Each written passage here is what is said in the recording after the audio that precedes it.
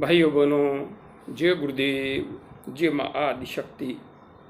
आप सभी आत्मीय परिवारजनों की साधना से संबंधित जिज्ञासाओं का समाधान करते हुए मैं आज एक अत्यंत महत्वपूर्ण जिज्ञासा को सम्मिलित कर रहा हूँ। बद्दी हिमाचल प्रदेश से हमारे आत्मीय परिवारजन रविंद्र सिंह जी ने अपनी जिज्ञासा प्रकट करते हुए लिखा है। गुरु जी प्रणाम। प्रणाम रविंद्र सिंह जी, खुश रहिए। जगत जननी माँ एवं सदगुरुदेव की कृपा आप पर हमेशा बरसती रहे। मैं पिछले 5 सालों से साधना या मेडिटेशन कर रहा हूँ और मेरी जो प्राण शक्ति है वह मुझे सहस्रार चक्र पर आहट की तरह महसूस होती है। पहले तो काफ़ी असहज महसूस करता था, लेकिन अब मैं अच्छा महसूस करता हूँ और पिछले 6 महीने से मुझे बीच बीच में बहुत ही अच्छी सुगंधित खुशबू आती है और मेरा मन प्रसन्न हो जाता है। मेरा प्रश्न यह है कि जब मैं ध्यान करता हूँ और ध्यान आज्ञा या सहस्रार चक्र पर लगाता हूँ तो मुझे आसमानी नीला रंग दिखाई देता है और वहीं पर स्टेबल हो जाता हूँ और मुझे रात को जो स्वप्न आते हैं वे सच साबित होते हैं। मैं आगे क्या करूँ कि मैं आत्मदर्शन कर पाऊँ और जो एक योगी का सपना होता है वह पूर्ण हो। दूसरी बात प्रभु, जब मैं घूमने के लिए निकलता हूँ तो पैरों के नीचे चींटियाँ व कीड़े मकोड़े आ जाते हैं, वे मर जाते हैं। इससे मुझे बहुत दुख होता है।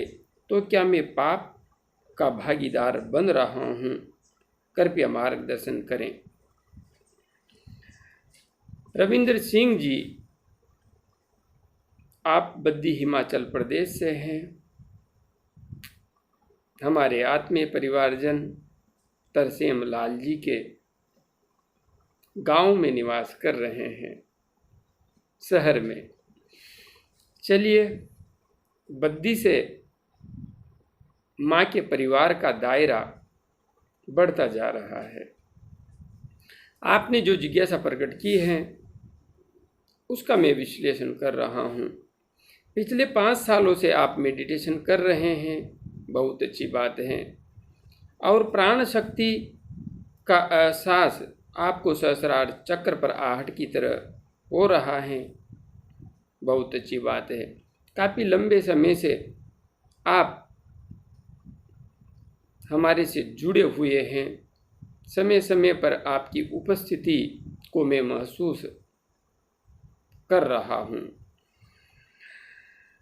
पहले तो काफ़ी असहज महसूस करता था, लेकिन अब मैं अच्छा महसूस करता हूँ और पिछले 6 महीने से मुझे बीच बीच में बहुत ही अच्छी सुगंधित खुशबू आती है। ये जो खुशबू आपको आ रही है यह योग सिद्धि के मार्ग में आने वाली प्रारंभिक सिद्धियों में से एक है।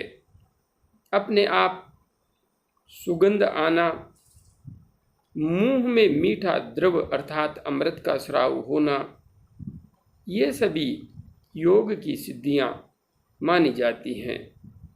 तो आपको खुशबू आती है तो समझ सकते हैं कि आप ध्यान के पथ पर, योग के पथ पर, माँ आदि शक्ति के पथ पर सही दिशा में आगे बढ़ रहे हैं। यह आपका इनाम है, पुरस्कार है जो आपको मिलने लगा है और मेरा मन प्रसन्न होगा। अपने आप खुशबू का आना, मीठे मीठे रस का स्राव होना, ये सब प्रसन्नतादायी घटनाएं हैं। ये सब इस मार्ग में होता है। मेरा प्रश्न ये है कि जब मैं ध्यान करता हूँ और ध्यान आज्ञा या सहस्रार चक्र पर लगाता हूँ तो मुझे आसमानी नीला रंग दिखाई देता है और वहीं पर स्टेबल हो जाता हूँ। बहुत अच्छी बात है, आप आसमानी नीला रंग दिखाई देता है वहीं पर स्थिर हो जाते हैं, बहुत ही अच्छी बात है। और रात को जो स्वप्न आप देखते हैं वे सच साबित हो जाते हैं। स्पष्ट रूप से दिखाई दे रहा है, आपका सूक्ष्म शरीर क्रियाशील हो गया है। इसी के परिणाम स्वरूप आपको जो स्वप्न दिखाई देते हैं वे सामान्य नहीं होते, भविष्य का दर्शन करवाने वाले होते हैं। जब साधक आज्ञा चक्र पर टिक जाता है, गहरा ध्यान उसका लगने लगता है, तो ऐसी स्थिति में साधक को व्यर्थ का कोई भी स्वप्न नहीं आता। जो भी स्वप्न आता है वह निश्चित रूप से कुछ न कुछ सार गर्भित एवं सत्य लेकर के आता है। इसलिए स्वप्न सिद्ध हो रहे हैं, सत्य हो रहे हैं, तो निश्चित रूप से आप माँ के कृपा पात्र बन चुके हैं, इसमें कोई संशय नहीं है। मैं आगे क्या करूं कि मैं आत्मदर्शन कर पाऊं। आप हमारे YouTube चैनल से जुड़े हुए हैं, साधना का विज्ञान तो आप समझ ही चुके हैं, गहराई से ध्यान के पथ पर आगे बढ़ ही रहे हैं। बस जो कर रहे हैं वह करते रहिए। ध्यान का समय बढ़ाइए, मंत्र जप का समय बढ़ाइए। आप आत्मदर्शन के बेहद करीब हैं। आगे बढ़ते जाइए। सहस्त्रार चक्र पर, आज्ञा चक्र पर जो ध्यान की स्थिरता है, इसे बढ़ने दीजिए, बढ़ने दीजिए, इसमें डूबते जाइए।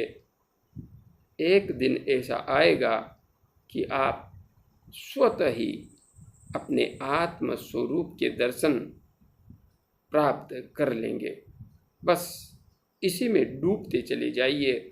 अच्छी तरह से प्राण का प्रवाह सुषुम्ना मार्ग में करते हुए, प्राणायामों का अच्छी तरह से अभ्यास करते हुए आगे बढ़ते रहिए। मेरी शुभकामनाएं हमेशा आपके साथ हैं। योगी का जो सपना निश्चित रूप से पूर्ण होगा, कोई संशय नहीं है। बहुत करीब हैं आप आत्मदर्शन करने के। दूसरी बात, जब मैं घूमने निकलता हूँ तो पैरों के नीचे चींटियाँ, कीड़े मकोड़े आ जाते हैं। देखिए, बाहर तो मुझे भी निकलना पड़ता है, और कौन है जो बाहर नहीं निकलेगा। यदि नहीं निकलेंगे तो फिर कार्य कैसे करेंगे।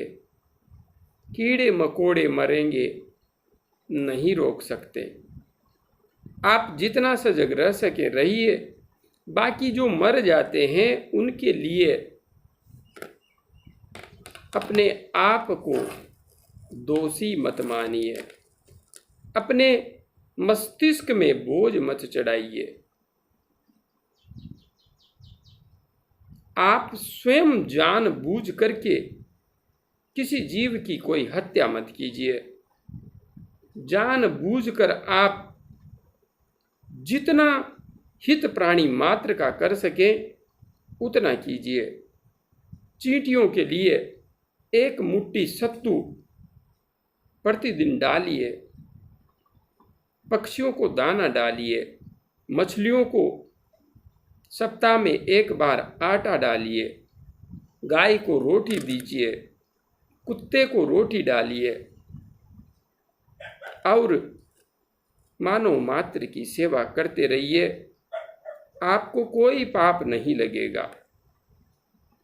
और वैसे भी जिस मार्ग पर आप बढ़ रहे हैं वहाँ पर ध्यान की अनंत गहराई में पहुँचने के बाद संस्कारों के सारे बीज गल जाते हैं, समाप्त हो जाते हैं, नष्ट हो जाते हैं। इसलिए दृढ़ता से इस पथ पर आगे बढ़ते रहिए। डरिए मत, घबराइए मत, चिंता मत कीजिए। आप सिर्फ साधना कीजिए और अपने स्तर पर सजग हो करके जीव हत्या से बचे रहिए। बाकी कोई चिंता करने की आवश्यकता नहीं है। आप अपने लक्ष्य को निश्चित रूप से सिद्ध करेंगे। जय गुरुदेव। जय माँ आदिशक्ति।